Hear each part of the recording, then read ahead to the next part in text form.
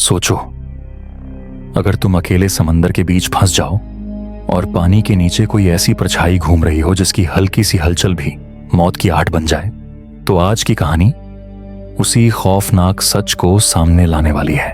कहानी की शुरुआत में एक अमेरिकी लड़की नैन्सी एडम्स दिखाई जाती है, जो अपने दिल में दबी एक अधूरी इच्छा को पूरा करने अमेरिका से बहुत दूर मेक्सिको तक आई है, क्योंकि उसकी माँ जब उसे अपने पेट में लिए इस दुनिया की रोशनी देखने का इंतजार कर रही थी, तब वह इसी रहस्यमय और शांत बीच पर आई थी। और अब जब नैन्सी की माँ कैंसर की दर्दनाक लड़ाई हार चुकी है, तो नैन्सी उसी पवित्र जगह पर लौटना चाहती है, पर उसे इस बीच का नाम बिल्कुल पता नहीं होता।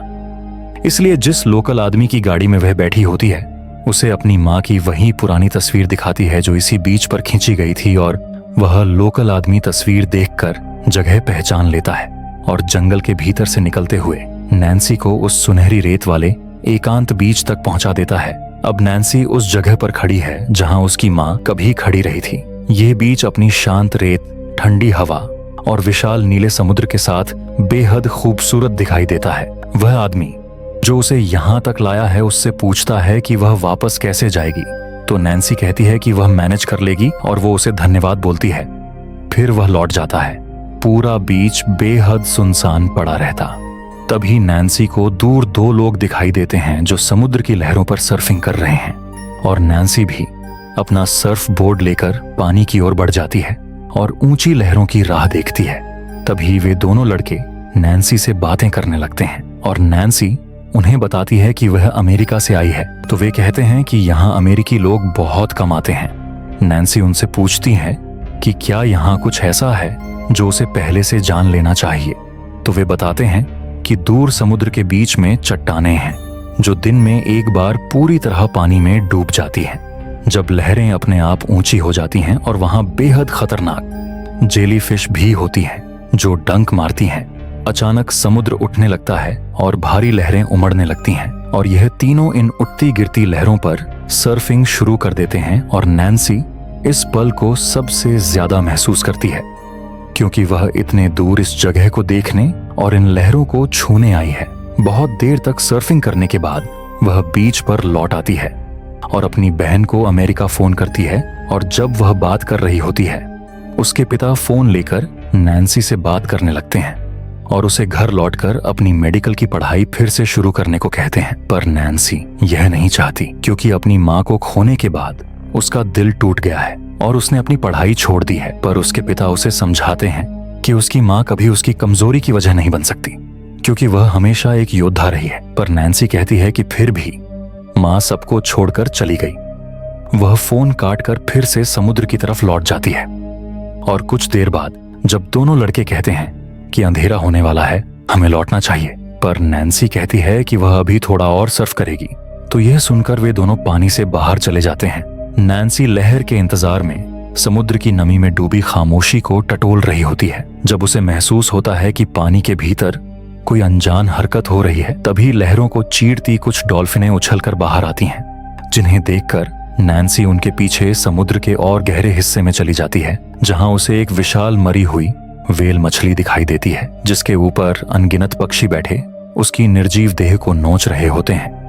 व्हेल मछली के शरीर पर बड़ा कटा हुआ निशान देखकर वह थोड़ा घबराती है। तभी लहर उठती है और नैन्सी उस पर सवार होकर सर्फिंग शुरू कर देती है। पर अचानक कोई भारी चीज उससे टकराती है और वह बुरी तरह पानी में गिरती है और उसका बोर्ड उससे दूर छूट जाता है। वह किसी तरह बोर्ड को पकड़ने की कोशिश करती है, पर तभी कोई जीव उसकी टांग पकड़कर उसे पानी में नीचे की ओर घसीटता है और पानी चारों ओर खून से लाल हो जाता है।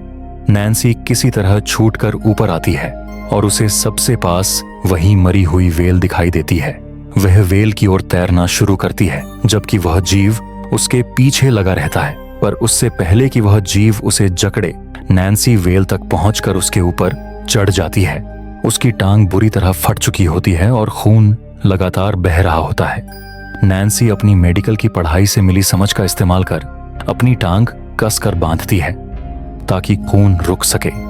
इसी बीच वे देखती हैं दोनों लड़के जो पहले सर्फिंग कर रहे थे वापस जा रहे होते हैं। नैन्सी व्हेल के ऊपर खड़े होकर मदद के लिए हाथ हिलाती है और आवाजें लगाती है, पर वे इतने दूर होते हैं कि उसकी आवाज उन्हें सुनाई नहीं देती और वे अपनी गाड़ी में बैठकर चले जाते हैं। अब नैन्सी इस सुनसान समुद्र में एक मरी हुई व्हेल के ऊपर फंसी है, जहां न वह पानी में उतर सकती है और न ही कोई और इंसान है जो उसकी मदद कर सके।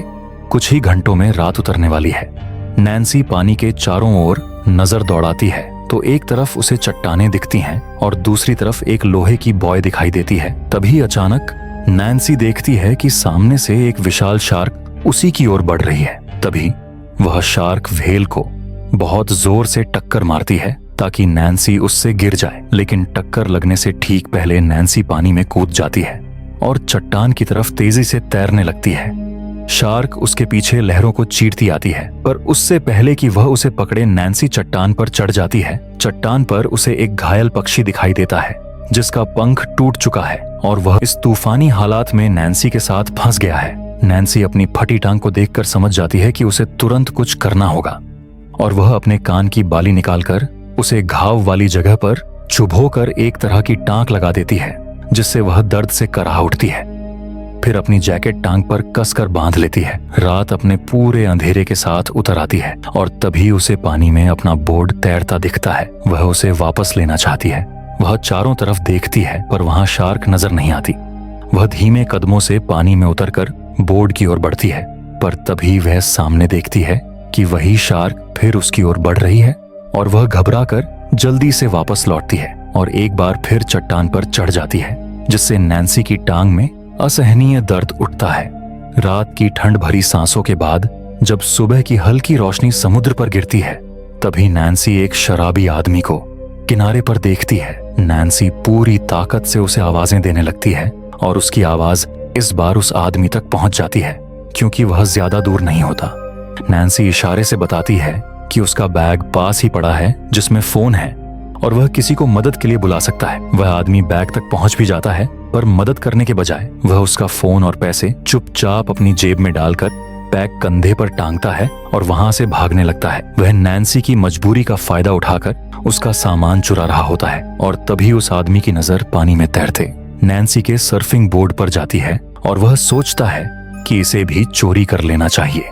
वह पानी में उतरकर बोर्ड तक पहुंच जाता है, पर जैसे ही वह उसे लेकर लौटना शुरू करता है, शार्क अचानक उस पर हमला कर देती है और उसे वहीं खत्म कर देती है। अब नैन्सी के पास सिर्फ 6 घंटे बचे हैं, क्योंकि 6 घंटे बाद हाई टाइड आएगा और समुद्र का पानी उठकर उस पत्थर को पूरी तरह डुबा देगा जिस पर नैन्सी ने अपनी उम्मीद टिका रखी है, और तब उसके पास शार्क से बचने का कोई रास्ता नहीं रहेगा। लेकिन किस्मत थोड़ी देर के लिए उसका साथ देती है, क्योंकि कुछ समय बाद वही 2 लड़के वापस आ जाते हैं जिनके साथ वह एक दिन पहले सर्फिंग कर चुकी है, और वे सीधे उसी दिशा में तैर रहे होते हैं जहां नैन्सी फंसी है।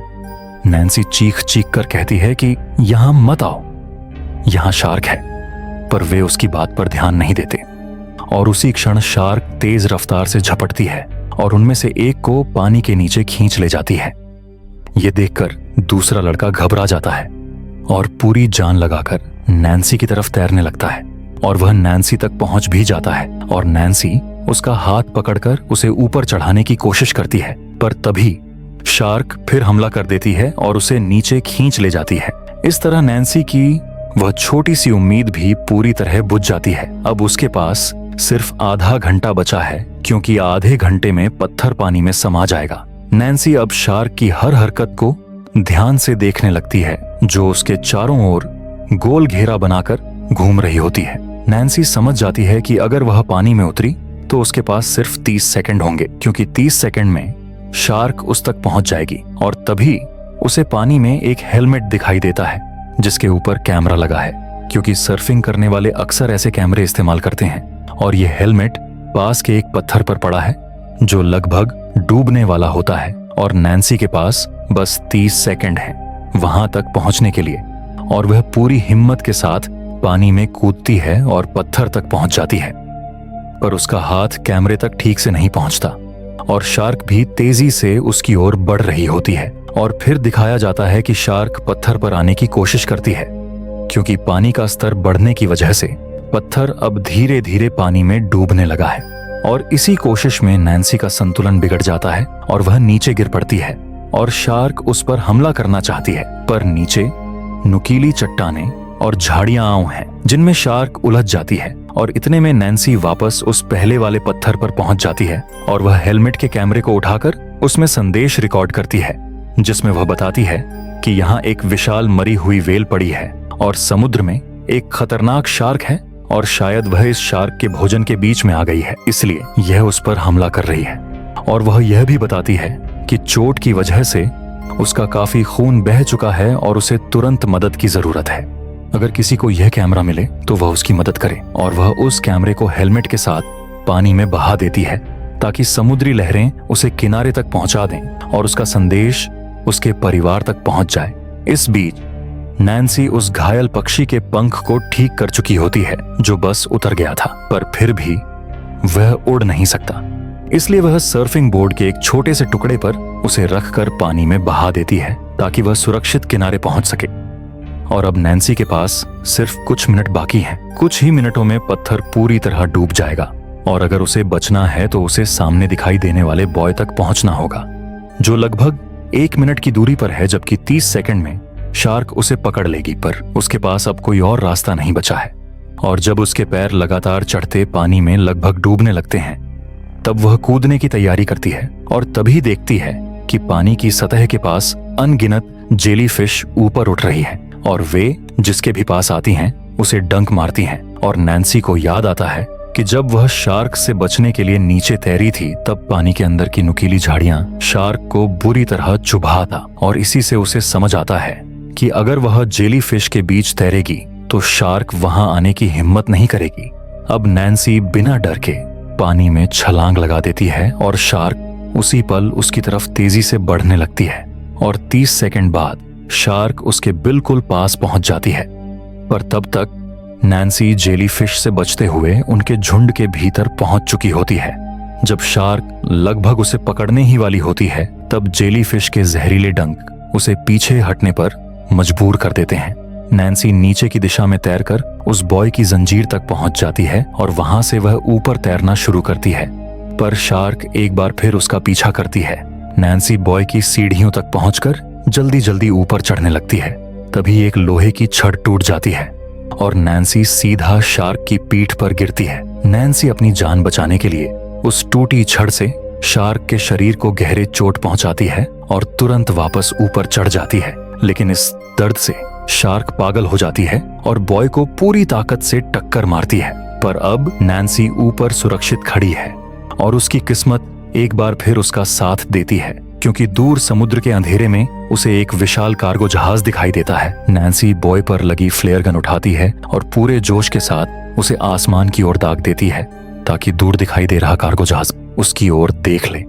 लेकिन किस्मत इस बार भी उस पर मेहरबान नहीं होती, क्योंकि वह जहाज पहले ही मुड़ चुका होता है और उसकी आग की लपटें किसी की नजर तक नहीं पहुंच पाती और नीचे समुद्र में शार्क उस डगमगाते बॉय को पागलपन में धकेल रही होती है, जिस पर नैन्सी बमुश्किल संतुलन बनाकर खड़ी है। तभी उसकी नजर दूर उस मरी हुई वेल के चारों तरफ फैले काले तेल पर पड़ती है, क्योंकि मृत वेल के भीतर से लगातार तेल बाहर निकल रहा होता है। और इसी क्षण नैन्सी के भीतर एक आखिरी उम्मीद जन्म लेती है और जैसे ही शार्क तेल की परतों को चीरती हुई उसकी ओर बढ़ती है, नैन्सी फ्लेयर गन से दहकती हुई आग उस तेल पर छोड़ देती है, जिससे एक तेज चमक उठती है और शार्क की देह आग की लपटों में झुलसने लगती है। लेकिन पानी में गिरते ही आग बुझ जाती है। इस जलन ने शार्क को और खतरनाक बना दिया है और वह पूरी ताकत से बॉय पर हमला कर देती है और अपने भयंकर जबड़ों से उसे नोचकर समुद्र में उलट देती है। नैन्सी भी पानी में गिर जाती है, पर वह तुरंत लोहे के भारी ढांचों के बीच जाकर खुद को छिपा लेती है।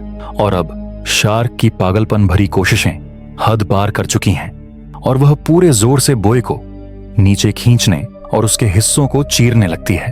तभी नैन्सी पानी के भीतर देखती है कि बॉय की भारी जंजीर समुद्र के तल में एक विशाल लोहे की तेज छड़ से बंधी है और उसके मन में एक साहसी विचार चमक उठता है और वह पूरी हिम्मत के साथ गहरी सांस लेकर तेजी से पानी में डूब जाती है और उस जगह तक पहुंचती है जहां जंजीर बॉय से जुड़ी होती है।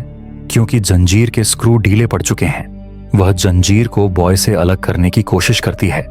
उसी समय शार्क का जबड़ा बोए में फंसा होता है। नैन्सी पूरी ताकत लगाकर जंजीर को खींचती है और उसे बोए से अलग कर देती है।